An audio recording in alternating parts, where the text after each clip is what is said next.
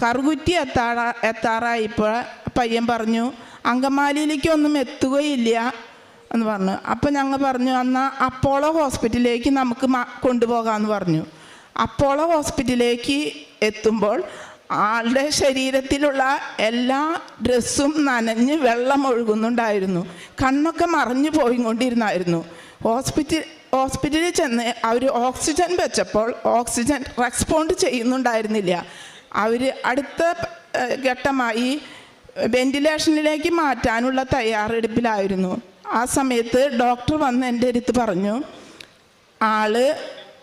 മരിച്ച ആളുടെ ബോഡിയിലെ carbon dye ഓക്സൈഡാണ് ഇപ്പോൾ ആളുടെ ബോഡിയിലുള്ളത്. 124 കാർബൺ ഡൈ ഓക്സൈഡിൻ്റെ അളവ്.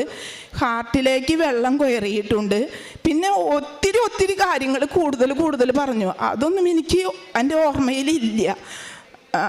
അത് പറഞ്ഞപ്പോൾ ഞാൻ പറഞ്ഞു COPD ആണെന്ന് പറഞ്ഞു. അപ്പോൾ ഡോക്ടർ പറഞ്ഞു വെന്റിലേഷനിലേക്ക് മാറ്റാൻ പറ്റില്ലല്ലോ എന്ന് പറഞ്ഞു. ഡോക്ടർ തിരിഞ്ഞ് നടന്നപ്പോൾ ഞാൻ മാതാവിനോട് പറഞ്ഞു, മാതാവ് എനിക്ക് ആളെ ജീവനോടെ തിരിച്ചു തരണം, ഞാൻ അവിടെ വന്ന് ഉടമ്പടി എടുത്തോണ്ടെന്ന്. ആ നിമിഷം തന്നെ ആൾ ഓക്സിജൻ റെസ്പോണ്ട് ചെയ്തു. അപ്പോൾ തന്നെ അവർ ICUലേക്ക് മാറ്റി. ഞങ്ങൾ പ്രാർത്ഥന അപ്പോഴും മുറുകെ പിടിച്ചുകൊണ്ട് പ്രാർത്ഥിച്ചുകൊണ്ടിരിക്കുന്നുണ്ടായിരുന്നു. 2 ദിവസത്തിനുള്ളിൽ ICUന്ന് പുറത്ത് കടത്തി. ആ സമയത്ത് അവിടെ ഉണ്ടായിരുന്ന ഹെഡ് നേഴ്സ് വന്നിട്ട് 2 ദിവസം കഴിഞ്ഞ് വന്നപ്പോൾ ICUലേക്ക് വന്നു. അന്ന് കൊണ്ടുവന്ന പേഷ്യൻ്റ് എന്തിയെന്ന് ചോദിച്ച്.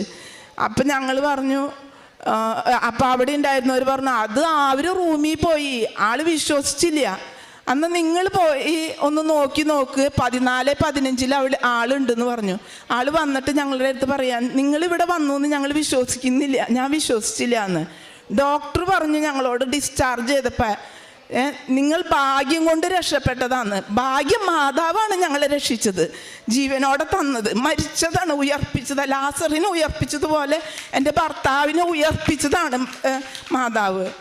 ആൾക്ക് 5-6 ദിവസം കഴിഞ്ഞപ്പോൾ ഞങ്ങൾ അവിടെ നിന്ന് ഡിസ്ചാർജ് ചെയ്തു. പക്ഷേ ബൈപ്പാപ്പ് മെഷീൻ രാത്രി ഉപയോഗിക്കുന്ന ഹാർട്ടിന് ബുദ്ധിമുട്ടുണ്ട്, ലെൻസിനും ബുദ്ധിമുട്ടുണ്ട്. അതുകൊണ്ട് രാത്രി ബൈപ്പാപ്പ് മെഷീൻ ഉപയോഗിക്കണമെന്ന് പറഞ്ഞു. ഈ ബൈപ്പാപ്പ് മെഷീൻ വയ്ക്കുമ്പോൾ ആളുടെ വായിലെ തൊണ്ട വരണ്ട് പോവുകയും 3 വട്ടം 4 ഒക്കെ എഴുന്നേറ്റ് വെള്ളം കുടിക്കും. അങ്ങനെ ഇരിക്കുന്ന സമയത്ത് ഒരു ദിവസം ഞാൻ പറഞ്ഞു എൻ്റെ ഉടമ്പടി കാശുരൂപം ആളുടെ ഡ്രസ്സിൽ പിൻ ചെയ്ത് കൊടുത്തിട്ട് ഞാൻ പറഞ്ഞു ഇന്ന് സുഖമായിട്ട് ഉറങ്ങിക്കോ, ഒരു കുഴപ്പമുണ്ടാവില്ല എന്ന് പറഞ്ഞു.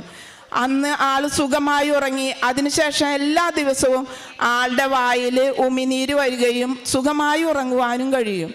ഈശോയ്ക്കും തിരുക്കുമാരനും 1000 നന്ദി.